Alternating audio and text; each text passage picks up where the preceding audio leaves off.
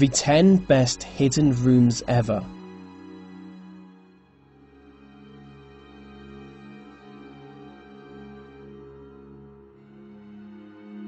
The National Library of India is the largest library in the country and home to over 2 million books. Before Indian independence, it was lived in by the Governor of Bengal, which might go some way to explain the secret room. In 2010, a hidden room was discovered during the restoration of the building. The room was 1,000 square feet, but no entrance to the chamber was found. It is essentially just an empty room, so it's anyone's guess what it was used for. One theory is that it was used to imprison Indian revolutionaries. It was a common practice for them to be thrown in small rooms. The room would then be bricked up, sealing them in forever. Another theory is that the room was used to hide treasure, but to me it sounds like a 19th century sex dungeon. I'm sure there is no other reasonable explanation for an empty room.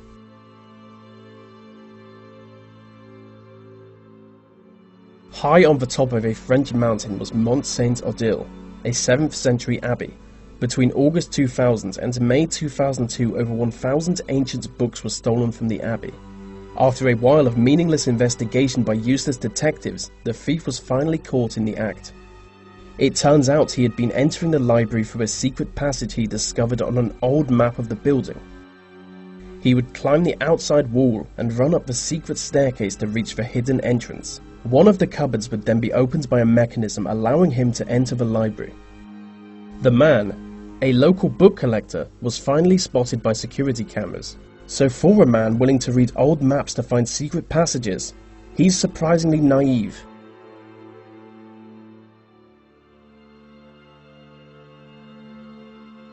New York's Grand Central Terminal is known for its mysteries.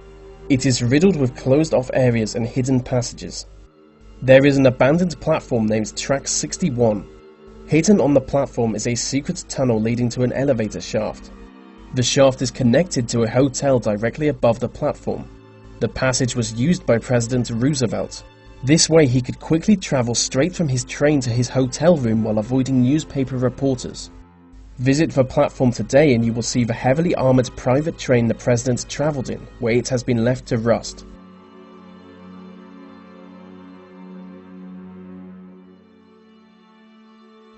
During the mid-19th century, a small house in Indiana was owned by a man named Levi Coffin. The house was full of secret areas, and next to the bedroom was a small hidden room. Coffin would use this room to hide the slaves he was helping escape to the north of America, where they could live free. Over 20 years he hid 2,000 fleeing slaves. He would look after them until they were ready to be transported to their next destination. Due to his efforts, Levi Coffin came to be known as President of the Underground Railroad. For anyone wondering what that was, the Underground Railroad was a network of safe houses used to transport slaves to freedom.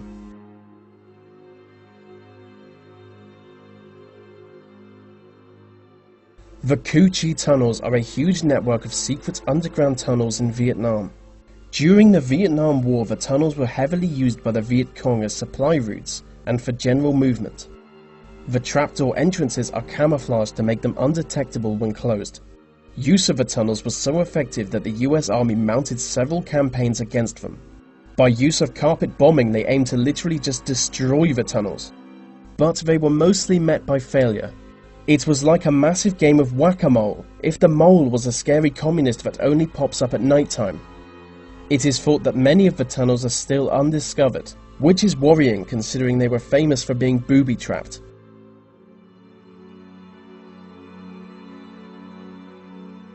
England's Harvington Hall is a medieval manor house famous for its priest holes. A priest hole is a small hidden area of a building that a priest would hide in. They were forced to hide during the 16th century as Catholics were being persecuted at the time. Harvington Hall has 7 priest holes. 4 of these are located around the staircase and are accessed by lifting the individual steps to reveal a small ladder. When authorities would search for houses for Catholics, guards would be ordered to stand on the stairs, making them less likely to be searched. Next to the fireplace there is a priest hole with an entrance so small that we can only assume it was built for leprechauns, as you'll see here in this image of an old man wondering how he could possibly get out.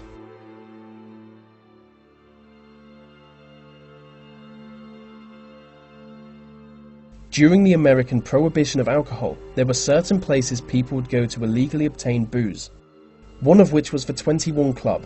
The 21 Club was known to gangsters across New York City as the place to be.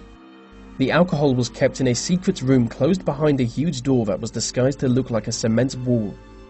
The wall weighed 2.5 tons, so it required several people to pull it open and reveal the rows of stacked up wine bottles.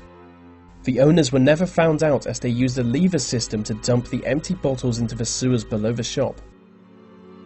A frequent visitor to the hidden room was none other than the mayor of New York City himself, which might go some way to explain why it was never raided by police. I solemnly promise, God helping me, to abstain from the use of all distilled, fermented, and malt liquors, and that means wine and beer. I don't drink, and I will do all I can to keep you from drinking.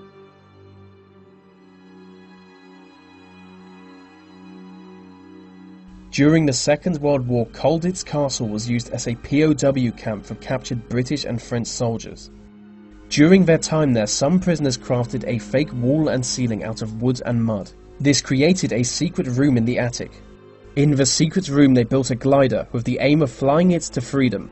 They planned their escape for the spring of 1945, but the castle was liberated just before this.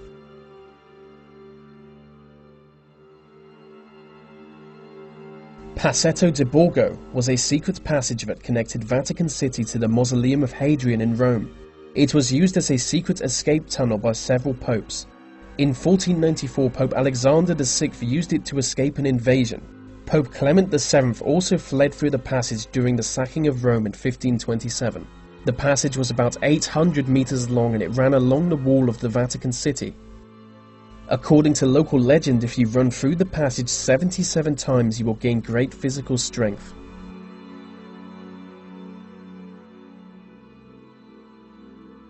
With 200 victims, H.H. Holmes is usually seen as America's first serial killer.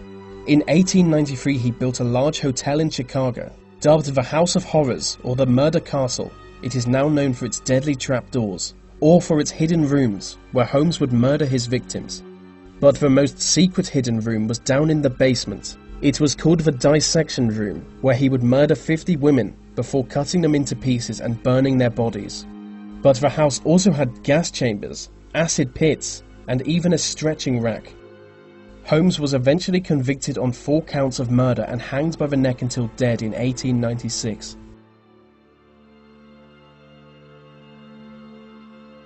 And so that brings us to the end of our list on hidden rooms and secret passageways. These videos take a long time to produce, so I really appreciate every like, comment, share, and new subscriber.